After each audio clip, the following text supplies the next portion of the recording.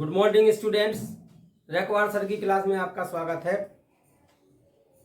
Students, आप सभी जानते हैं परीक्षाओं में फिल इन दी ब्लैंक्स से संबंधित क्वेश्चंस अवश्य आते हैं। फिल इन दी ब्लैंक्स से क्वेश्चंस हम सरल और आसान भाषा में कैसे हल कर सकते हैं, किस प्रकार की उसकी विधि है, क्या करना चाहिए हमें हल करने के लिए, आइए इस वीडियो में देखिए। तो इस प्रकार से क्वेश्चन आता है, fill in the correct word given in brackets. Bracket में दिए गए सही शब्द से खाली जगह भरिए।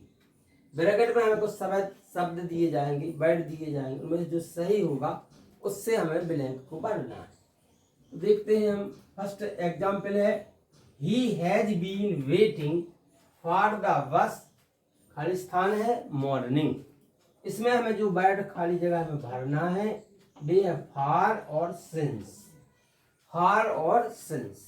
तो फॉर और सिंस से हम खाली जगह कैसे भरते हैं इसको समझते हैं।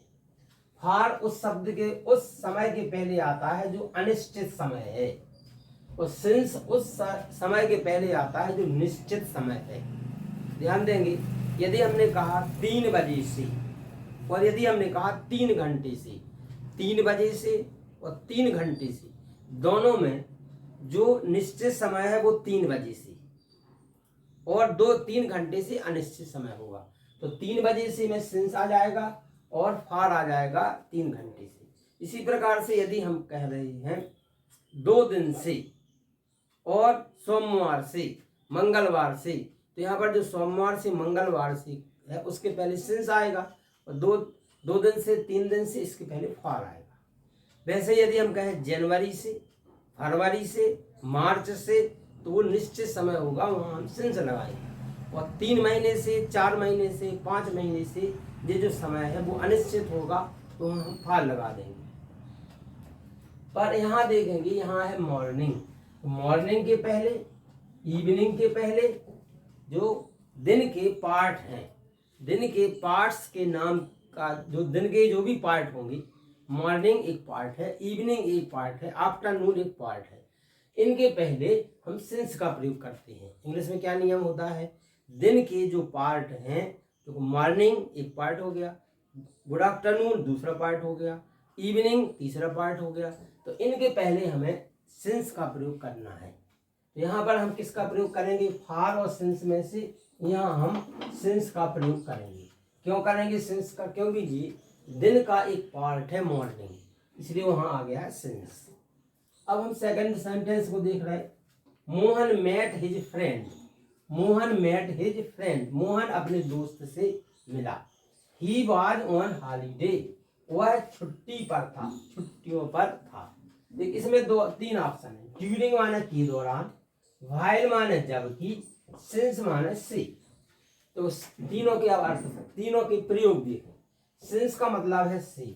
सिंस के बाद जो किला जाता है वो कारण बताता है या समय भी बताता है, परंतु वो समय कोई निश्चित होता है।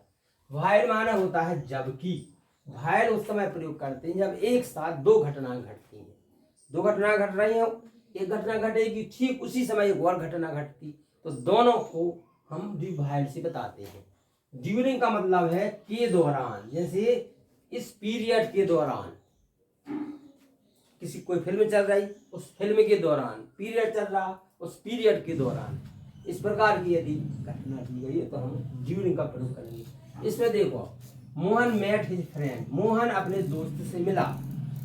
कब मिला, ही वाज ऑन हॉलीडे, जब वह छुट्टी पर था। तो जिस समय वह छुट्टी पर था उसी दौरान में, उसी समय मिला।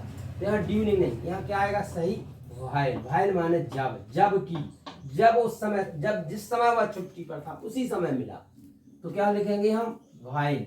Mohan met his friend while he was on holiday, Mohan अपने दोस्त से मिला जब वह छुट्टी पर था। नेक्स्ट क्या है, iron is dash useful metal.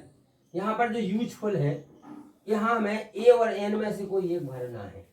ए किसके पहले आता है, उस शब्द के पहले जिसकी जो ध्वनि है वो कॉन्सोनेंट जैसी है।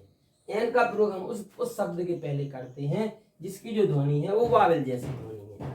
अब हम यहाँ पर यूजफुल का को प्रोनाउंस कर रहे हैं, तो हमने क्या कहा, यूजफुल। क्या कहा है, यूजफुल। यहाँ पर जो प्रोनाउंसिएशन है वो क्या है, या क्या है, या व्यंजन है, या कॉन्सोनेंट है, कॉन्सोनेंट है, इसलिए हमने क्या लगाया, ए का प्रयोग किया। वावेल ध्वनि का होता तो क्या लगा देते हम, एन का। देखो यहाँ पर यू दिख तो रहा है हमें, जो वावेल है ए ई आई यू जो वावेल होती, पर वावेल देख करके हमें एन नहीं लगाना। क्या देख करके हमें एन लगाना है या ये लगाना, उस वर्ड की प्रोनाउंसिएशन देख के लगाना है। तो प्रोनाउंसिएशन क्या है, प्रोनाउंसिएशन कॉन्सोनेंट जैसा है, और कॉन्सोनेंट जैसा है तो हमें ई लगा देना है। नेक्स्ट देखिए, आई विश, आई खालिस्तान, आ किंग, बाज और बाज में से कोई एक रखना। देखो यदि हम यहाँ आई के साथ आता तो है बाज, परंतु ये जो घटना है इसमें एक कल्पना दी गई है जो हो नहीं सकती। कैसी कल्पना है, जो पूरी नहीं हो सकती है। कैसे, आई विश मेरी इच्छा है, आई वर आ किंग मैं एक राजा होता। तो वहां पर जब इस प्रकार की शर्त दी गई हो जो पूरी नहीं हो सकती है, तो वहां पर हम आई के साथ वर का प्रयोग करते हैं। आई के साथ किसका प्रयोग करते हैं, वर का। आई के साथ वर का प्रयोग कब करते हैं, जब ऐसी शर्त दी गई हो जो पूरी नहीं हो सकती है, उस शर्त को पूरा करने के लिए हम वर लगाते हैं। आई विश मेरी इच्छा है, आई वर ए किंग मैं एक राजा होता। हम राजा है नहीं, केवल क्या है, कह रहे हैं, तो कैसी कंडीशन है जो पूरी नहीं हो सकती। नेक्स्ट देखते हैं, see Khalistan the room for 3 months, see Khalistan the room for 3 months। इसमें हम क्या देख रहे हैं, सेंटेंस का हम स्ट्रक्चर देख रहे हैं। इसमें फॉर लिखा है और फॉर के बाद टाइम दिया गया है। जब इस प्रकार की कंडीशन में कि फॉर हो उसके बाद टाइम हो, या सिंस हो उसके बाद टाइम दिया गया हो, तो उसमें अधिकांशतः हमें परफेक्ट कंटिन्यूअस भरना पड़ता है। कौन सा भरना पड़ता, परफेक्ट कंटिन्यूअस। यदि हमें फॉर के बाद टाइम दिया है या सिंस के बाद टाइम दिया गया है, तो उसमें जो टेंस होता है वो परफेक्ट कंटिन्यूअस होता है। चाहे वो प्रेजेंट परफेक्ट कंटिन्यूअस हो, चाहे वो पास्ट परफेक्ट कंटिन्यूअस हो, चाहे वो फ्यूचर परफेक्ट कंटिन्यूअस हो। तो यहाँ पर हम देखेंगे क्या क्या हमें दिया गया है, has been cleaning, has been cleaning ये प्रेजेंट परफेक्ट कंटिन्यूअस है। इज क्लीनिंग ये केवल कंटिन्यूअस है, इज क्लीनिंग केवल कंटिन्यूअस है, और हैज बीन क्लीनिंग ये परफेक्ट कंटिन्यूअस है। तो चूंकि हमें फॉर के बाद टाइम दिया है तो हम कंटिन्यूअस टेंस नहीं लिखेंगे। क्या लिखेंगे हम, परफेक्ट कंटिन्यूअस टेंस रखेंगे, और परफेक्ट कंटिन्यूअस टेंस में हैज बीन क्लीनिंग सही है। क्या होगा, हैज बीन और क्लीनिंग, हैज बीन क्लीनिंग सही आंसर हो जाएगा। नेक्स्ट है सी, देखो that you have not an खालिस्तान है जी anything in the room of the lodge. देख लीजिए आपने लाज के कमरे में कोई वस्तु नहीं छोड़ी है। इसमें हमें लीव लिखा है और लेफ्ट लिखा है। क्या क्या लिखा, लीव और लेफ्ट। अब हम वाक्य का स्ट्रक्चर देखो, लीव बताएगा इंडेफिनिट टेंस, वो भी प्रेजेंट में, लीव प्रेजेंट टेंस में प्रयोग होता। तो अब इस वाक्य का स्ट्रक्चर कह रहा है यू हैव नॉट, यहाँ पर हैव के बाद नॉट आ गया ना, हैव हेल्पिंग वर्ब आ गई है। तो जो लीव का रूप आएगा हैव के बाद क्या आएगा, थर्ड वाला रूप आता। हैज के बाद थर्ड रूप आता, हैव के बाद थर्ड रूप आता है, और हैड के बाद भी थर्ड रूप आता, और विल हैव के बाद भी आता, शैल हैव के बाद भी आता है। यहाँ पर सही ऑप्शन होगा लेफ्ट, LE लेफ्ट। लेफ्ट सही ऑप्शन क्यों है, क्योंकि हैव जो हेल्पिंग वर्ब यहाँ दी गई है उसके बाद थर्ड रूप फॉर्म आता है वर्ब का, तो लीव फर्स्ट फॉर्म है और लेफ्ट थर्ड फॉर्म, इसलिए लेफ्ट सही ऑप्शन था। एक बार हम सभी वाक्य को पढ़ के दे रहे हैं। He has been waiting for the bus since morning. Mohan met his friend while he was on holiday. Iron is a useful matter. I wish I were a king. She has been cleaning the room for 3 months। See that you have not left anything in the room of the lodge। Screenshot ले लीजिए। चलिए screenshot आप सबने ले लिया है। तो आपको यहाँ पर फिल इन द ब्लैंक्स किस प्रकार से भरना है, बड़ी आसान शब्दों में आसान भाषा में समझाया है।